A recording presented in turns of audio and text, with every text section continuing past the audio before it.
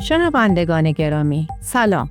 شما شنونده بخش فارسی بولتن خبری رادیو آراز نیوز هستید. امروز جمعه 15 اسفند ماه 1404 خورشیدی برابر با 6 مارس 2026 میلادی. مهمترین رویدادها و تحولات آذربایجان جنوبی، ایران و منطقه را با شما مرور می‌کنیم. با ما همراه باشید. سرخط خبرها: حمله آمریکا و اسرائیل به مواضع نظامی جمهوری اسلامی در امتداد رود آراز. هدف قرار دادن مواضع رژیم در تبریز. چندین انفجار در اطراف اتوبان کسایی گزارش شد. حملات آمریکا و اسرائیل به مواضع ایران در استان آذربایجان غربی. بمباران سنگین مواضع رژیم در تهران توسط ائتلاف اسرائیلی آمریکایی. دستور تخلیه سفارت آذربایجان در تهران و کنسولگری تبریز. سخنگوی دیرانش: ترک‌های آذربایجان جنوبی در کنار جمهوری آذربایجان هستند. محکومیت حمله ایران به آذربایجان در گفتگوی وزرای خارجه اسرائیل و جمهوری آذربایجان. محکومیت حمله ایران به ترکیه و آذربایجان از سوی وزارت خارجه عربستان سعودی. عباس عراقچی: منتظر حمله زمینی ایالات متحده آمریکا هستیم. و ترامپ: باید در انتخاب رهبر بعدی ایران نقش داشته باشم.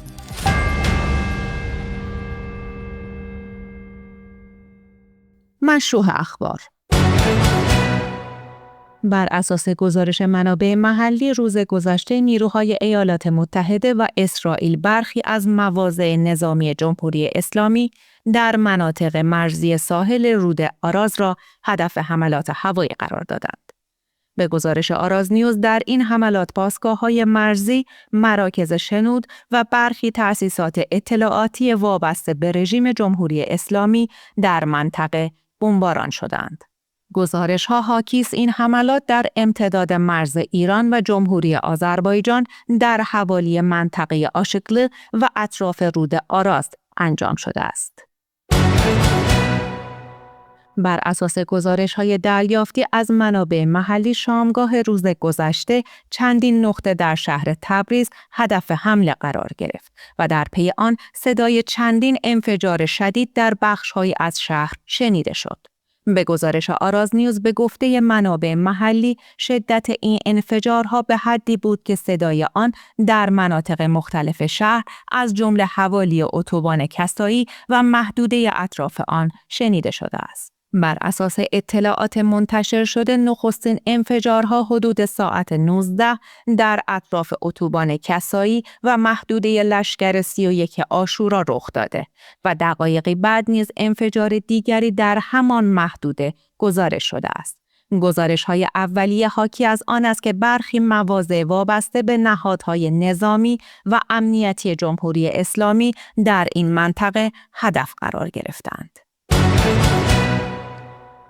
بر اساس گزارش‌های دریافتی از منابع محلی و آراز نیوز، شب گذشته چندین موضع نظامی و امنیتی وابسته به جمهوری اسلامی ایران در شهرهای مختلف استان آذربایجان غربی هدف حملات ایالات متحده آمریکا و اسرائیل قرار گرفتند. بر اساس این گزارش‌ها در شهر ارومیه دست کم 2 نقطه هدف و همچنین پاسگاه درلک در جاده میانداب به ارومیه مورد حمله قرار گرفته است.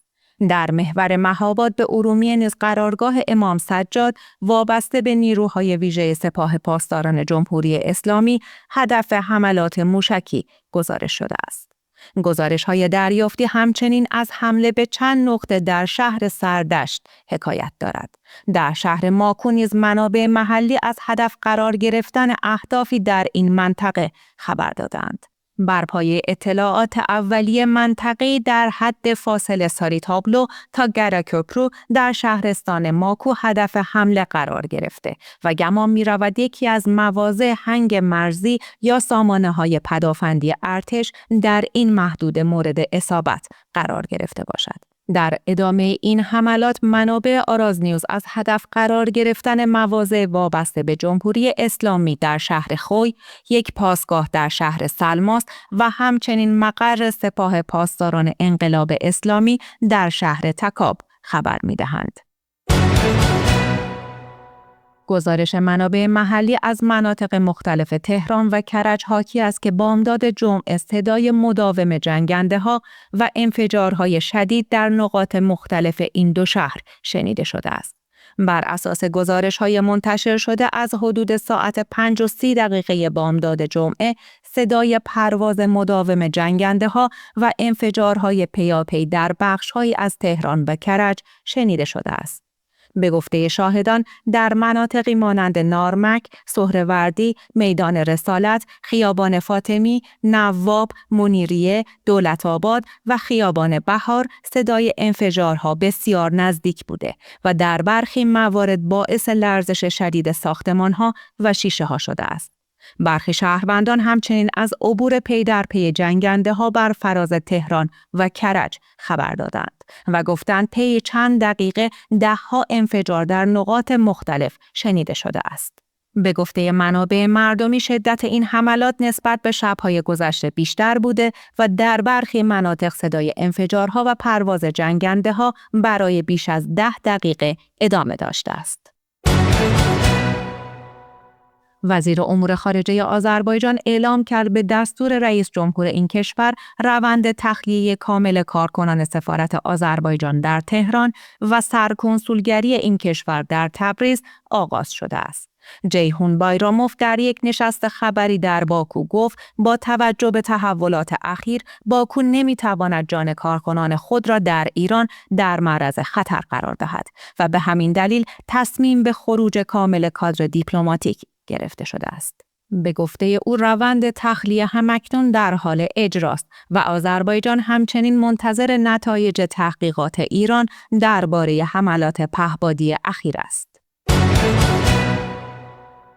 مجید جوادی آراز سخنگوی تشکیلات مقاومت ملی آذربایجان دیرانش در گفتگو با تلویزیون ARB جمهوری آذربایجان اعلام کرد که ترک‌های آذربایجان جنوبی همواره در کنار جمهوری آذربایجان بودند و در شرایط کنونی نیز در هر شرایطی در کنار دولت و ملت این کشور خواهند بود. او با اشاره به جنگ دوم قره‌باغ گفت در آن زمان نیز مردم در شهرهای آذربایجان جنوبی علیه جمهوری اسلامی ایران که از ارمنستان اشغالگر حمایت می‌کرد اعتراض کردند و در صحنه حضور داشتند.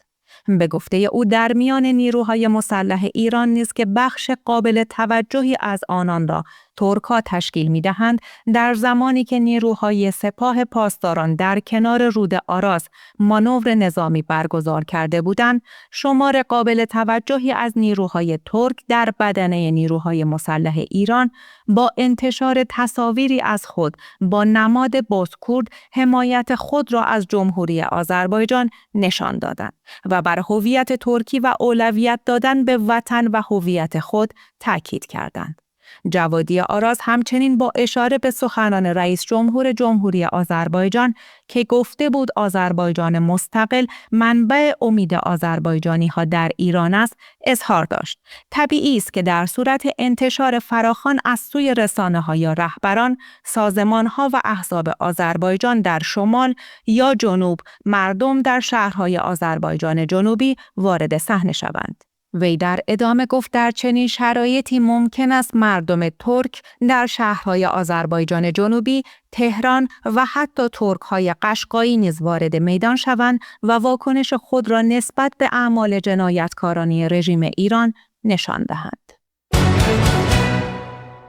گیدئون سایر وزیر خارجه اسرائیل در گفتگوی تلفنی با جیهون بایراموف وزیر خارجه جمهوری آذربایجان حمله پهپادی ایران به فرودگاه نخچوان را محکوم کرد.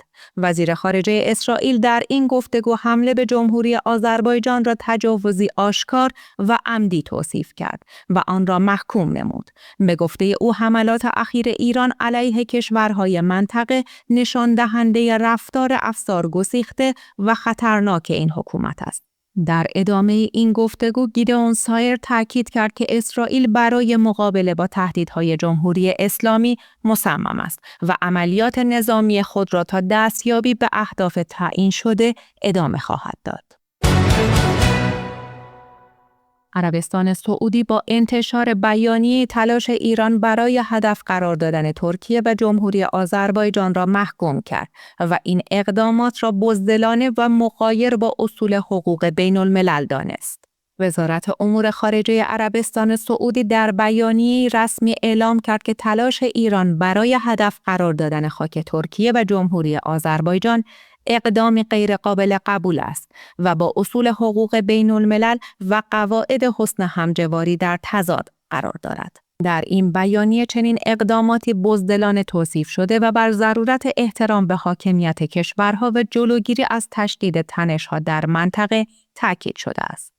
ریاض همچنین با اعلام همبستگی کامل با دولت‌ها و ملت‌های ترکیه و جمهوری آذربایجان حمایت خود را از حق این دو کشور برای دفاع از امنیت، حریم هوایی و تمامیت ارضیشان اعلام کرد. در پایان این بیانیه عربستان سعودی بر اهمیت حفظ ثبات و امنیت منطقه و جلوگیری از گسترش تنش‌ها در خاورمیانه تاکید کرده است. وزیر امور خارجه جمهوری اسلامی ایران در گفتگویی با شبکه NBC نیوز اعلام کرد که تهران از سناریوی حمله زمینی آمریکا هراسی ندارد و حتی منتظر آن است. در جریان این گفتگو خبرنگار از عباس عراقچی پرسید آیا ایران از احتمال اشغال نظامی توسط آمریکا نگران است یا خیر؟ عراقچی در پاسخ گفت نه، ما منتظر آنها هستیم. خبرنگار در ادامه پرسید که آیا منظور او ورود نیروهای زمینی ارتش ایالات متحده آمریکا به خاک ایران است؟ وزیر خارجه جمهوری اسلامی در پاسخ تایید کرد و گفت بله، مطمئن هستیم که می توانیم با آنها مقابله کنیم و این برایشان یک فاجعه بزرگ خواهد بود. او در مورد حمله ایران به کشورهای منطقه هم گفت ما به اهداف آمریکایی و پایگاه‌ها و تأسیسات آمریکایی که متاسفانه در خاک همسایگان ما واقع شده اند حمله کرده ایم. پیش از این رئیس جمهور ایالات متحده آمریکا دونالد ترامپ روز پنجشنبه گفته بود که از حمله گروه‌های کرد به ایران حمایت می‌کند.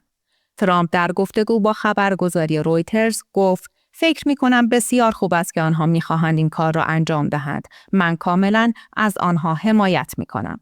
با این حال او درباره اینکه آیا ایالات متحده برای حمله گروه‌های کرد کمک یا پوشش هوایی فراهم کرده است یا نه از اظهار نظر خودداری کرد.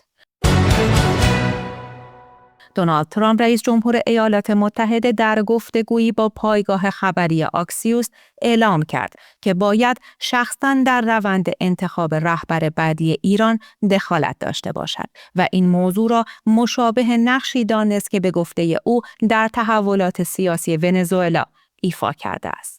به گزارش آراز نیوز ترامپ در این مصاحبه گفته است که مجتبی خامنه‌ای فرزند علی خامنه‌ای محتمل ترین گزینه برای جانشینی او محسوب می شود، اما تاکید کرد که این گزینه برای آمریکا قابل قبول نیست. او همچنین اظهار داشت پسر خامنه‌ای فردی ضعیف است و من باید در تعیین رهبر بعدی ایران نقش داشته باشم.